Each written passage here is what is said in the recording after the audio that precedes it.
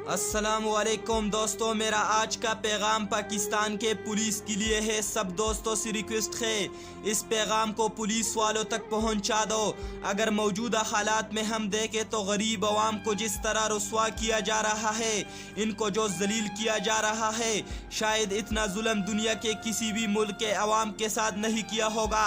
एक तरफ बेरोजगारी, दूसरी तरफ रमज़ान खत से ज़्यादा महंगाई, फिर बीवी बच्चे, आखिरकार ये गरीब लोग जाए तो कहा जाए। मैं सब पुलिस भाइयों से गुजारिश करता हूँ कि रमज़ान में गरीब आवाम के साथ स्पेशल गुजारा कर लिया करे। आवाम के साथ भाईचारा और दोस्ताना ताल्लुकात कायम रखे। सड़क पर बैठे समोसे पकोड़े बेचने वाले लोग अपनी तिजोरियाँ भरने के लिए नहीं, बल्कि ये अपने बच्चों का पेट पालने के लिए लगे हैं। अल्लाह पाक गरीबों के हाल पर रहम फरमाए, आमीन। अपने मेज़बान अदनान परास को इजाज़त दीजिए और देखते रहिए पाकिस्तान चैनल।